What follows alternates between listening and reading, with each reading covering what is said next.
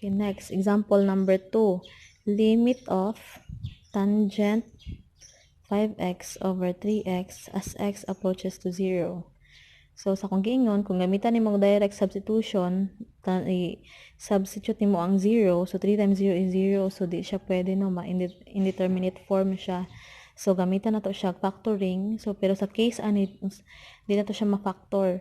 Atong gamitan ang special limits. Pero before na to magamit ang special, tanawon na to sa special limits, sine o cosine lang, di ba? O kini sa Euler's number. Pero di man imposible man nga Euler's number. So, it's either naara diri sa duha.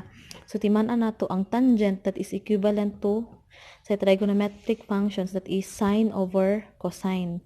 So, mahimo siyang limit of sine 5x over cosine 5x all over 3x as x approaches to 0. So, timan-an nato kining sine t over t dili pasabot nga kuan kanang t ra jud na siya always. Ang pasabot ani niya kung unsa imuhang kuan silbi variable diri mao po diri sa ubos. Kung nag sin x ka diri dapat ang denominator niya is x pareha. Dapat pareha. Kung sin 5x dapat ang denominator niya is 5x gihapon. So sa diri nga case imposible man nato ni magamit ning 1 minus cosine t.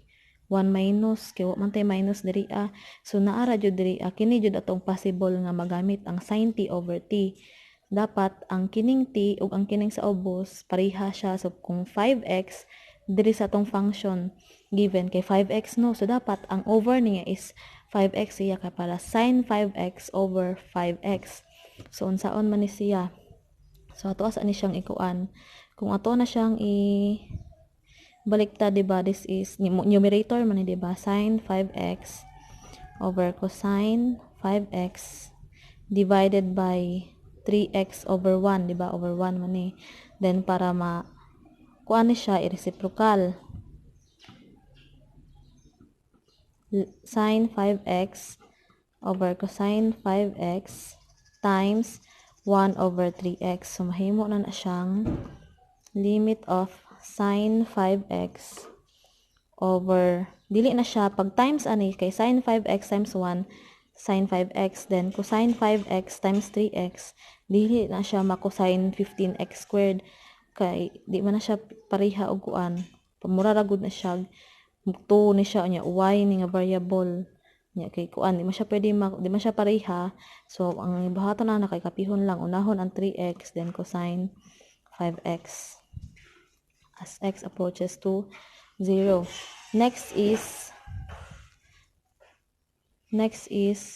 ato siyang i-multiply. Unsa ba tong i-multiply para mahimo siyang mapareha siyang over 5x.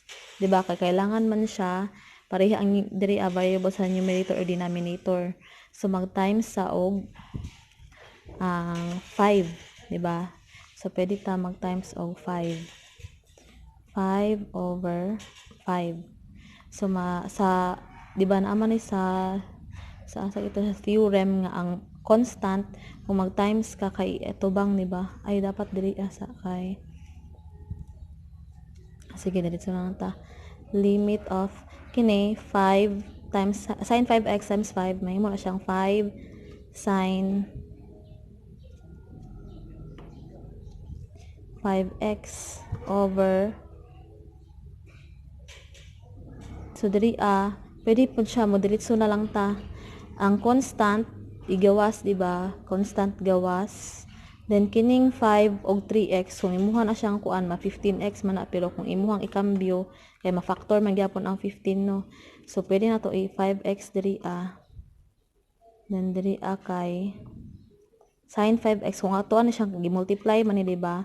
Ato siyang i-factor, gigawas ang kining constant diri na lang gawas, then kini 5 times 3x 15x, pero ma-factor man siya 5x, so asa man padulong ang 3 karon diri ang 3, so ana, then times ang nabili na lang is 1 over cosine 5x, diba? Kay kini di atubang sin 5x kini, ang kining 5 kay 5 times 3, 15. Gika-factor, diri na lang ang 5x, diri ang 3. Then kini so mao ni silbi nahitabo no, or pwede man na siya 5/3 kaya ang constant una man di ba sa una or times limit of sine 5x over 5x as x approaches to 0 times 1 over cosine 5x murag ngaingana siya.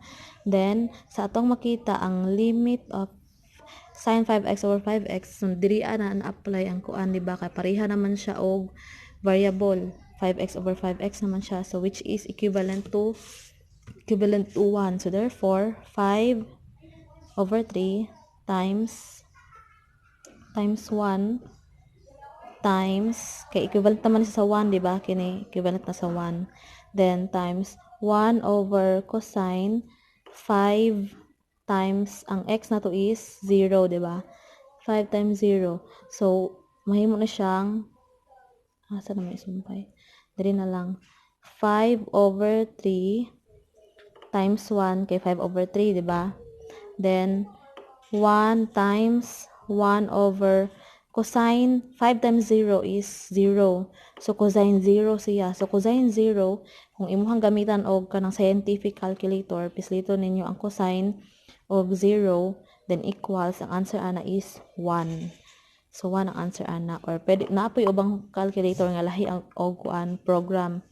So kuan inyuha dyan na siyang praktisan ninyong calculator kay magamit nato na siya sa kinedre nga topic. So 5/3 times 1/1 or 1, that is 5/3. So therefore ang answer nato sa number 2 nga limit of tangent 5x over 3x as x approaches to 0 is equals to 5/3. So muna na siya imuhang answer sa number 2.